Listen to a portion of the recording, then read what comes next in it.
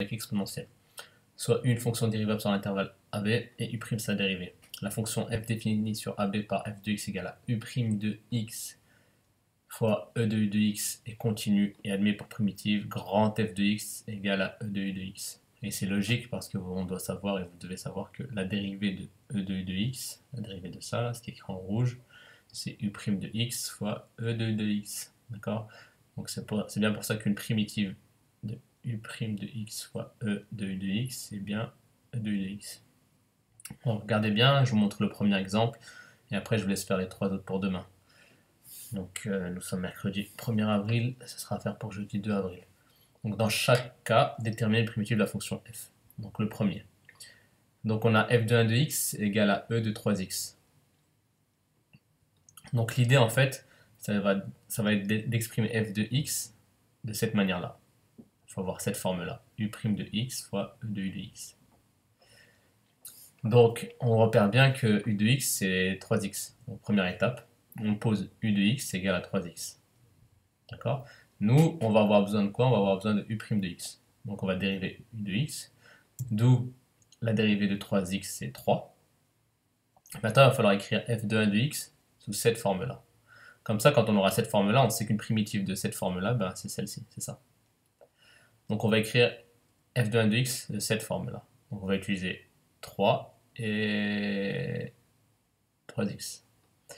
Donc f de 1 de x, donc on va écrire u', donc 3 fois e de u de x. 3 fois e de 3x. Mais qu'est-ce qu'on remarque? On remarque que 3e de 3x, c'est pas égal à ça. Vous êtes d'accord? Ça et ça, c'est pas la même chose. Mais nous, on veut que ce soit la même chose.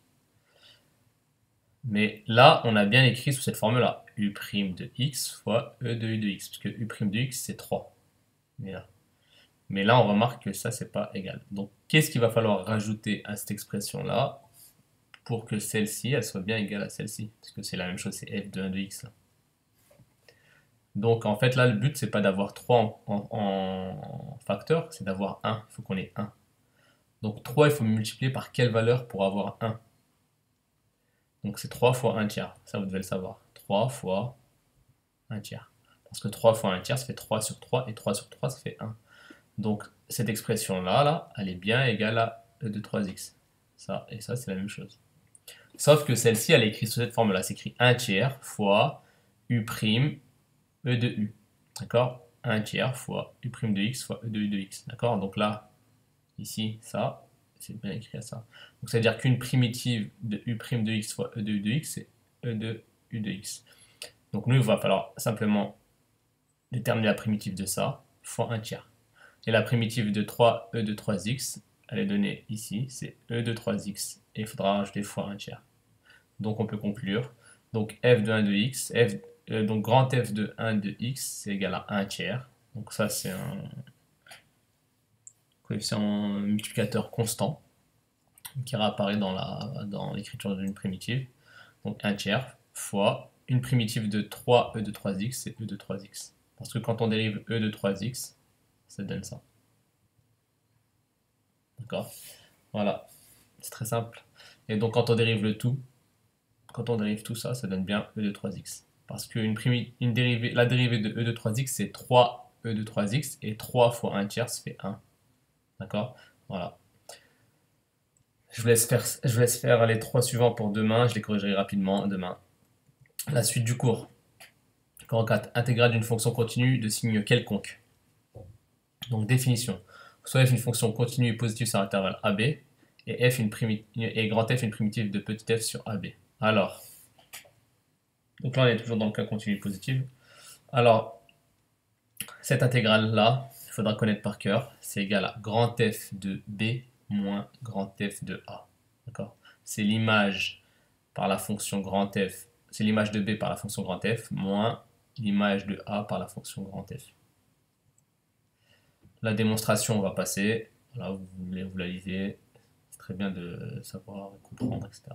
On va pas perdre de temps sur ça. De toute manière, ce ne sera pas demandé. On va avancer.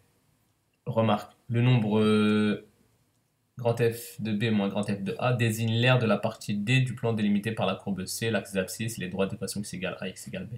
D'accord? C'est la partie assurée là, quand on avait vu dans tout début de la leçon.